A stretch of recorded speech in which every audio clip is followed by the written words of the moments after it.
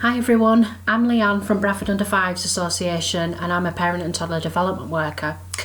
Normally you'd find me in the parent and toddler groups in the Bradford area, chatting with parents and offering up-to-date health information for children under 5. Obviously at the moment we're all in lockdown and the toddler groups are closed, but I thought this would be a perfect opportunity to come online and share some of that information with everybody. So first of all, I'm going to talk a little bit about how we're all feeling at the moment because we're in lockdown, we're at home. This is a lot different circumstances to what we're normally used to. Some of us might still be having to go out to work, which is sort of adding to the pressure, adding to the stress of, what might happen health-wise. Others are staying at home with their children and they might be feeling a little bit stressed out and a little bit anxious by now. That's absolutely normal. We're all in the same boat. I've got my 2 children at home with me and we have our up and down days. So I'm going to share some information about what's really helped me in this last 7 weeks, and hopefully it will help you guys too. So first of all, the top tip would be to follow some kind of daily routine. Obviously it's going to be a little bit different to what it was prior to lockdown. So we've not got work to get up for, we've not got school to go to, but it would be really helpful if you could try and maybe put a routine in place which allows you to sort of get up at the same time every day, get up, dressed, washed in the morning as you normally would when you're going out to school, and also have a set bedtime, especially for children. It really helps for children. It's quite easy to sort of slip out of that routine when we're at home because we feel like we're a little bit in holiday mode, children staying up a little bit later, but it plays havoc with our body clocks, especially little ones. And I know during this time a lot of people are really struggling to get a good night's sleep, and this will really help. It will help our body to be able to wind down in an evening and hopefully get a good night's sleep. So routine, really important, really helped me with my children. My 10-year-old asked me if we could go back to a routine in the Easter holidays because he said it felt better when he knew what he was supposed to be doing. And it's a really hard, difficult time for our children. So if it helps, then why not put that in place? So secondly, I would also advise exercise. So we're all allowed out for 1 hour a day to do our daily exercise, whether that's having a little walk around our neighbourhood. If you're lucky enough to have a garden, get out in the garden, do some exercise with your children. It's clinically proven that exercise helps with mood. It releases a hormone in the brain called the happy hormone, and it helps us feel better. It will help children feel better, it will help with their behaviour, and it will help us feel a little bit less stressed. If you are unable to go outside to do any daily exercise, if you're self-isolating, for example, there is lots of online things that you can do. There are loads of kids' YouTube videos, from like toddler yoga to dance lessons, dance classes. There's the Joe Wicks PE on a weekday morning.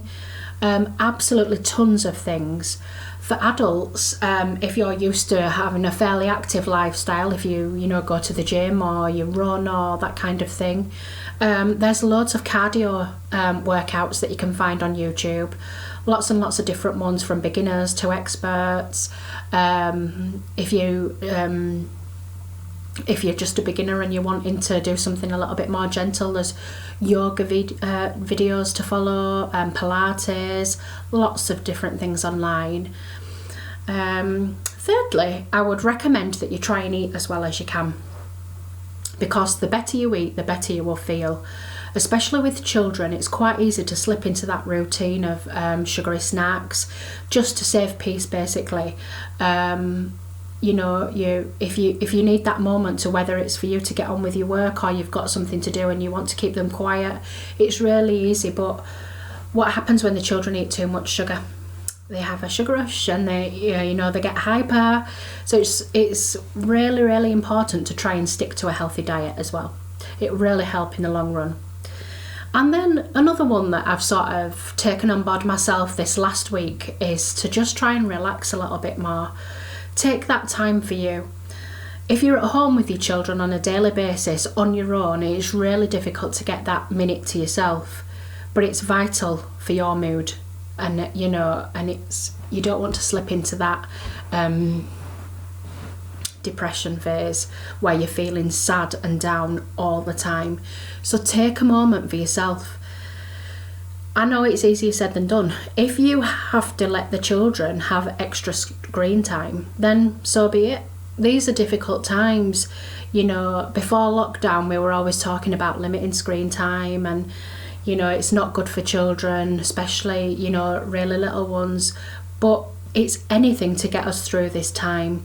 If we can come out of this lockdown period with a healthy, happy mind, then we've succeeded, no matter how we've done it.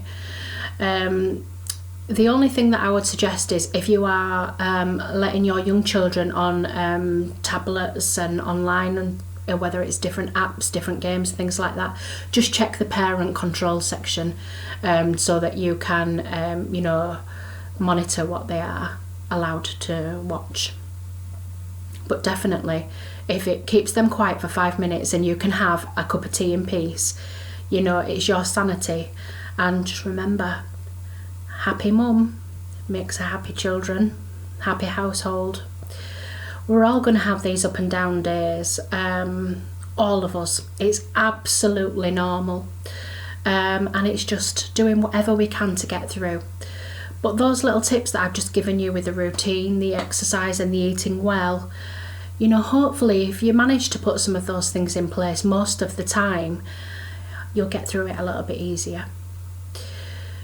If you've gone a little bit further than that and you are feeling down a lot of the time, if you're feeling sad every day, whether you're isolated on your own, if you've got nobody to talk to,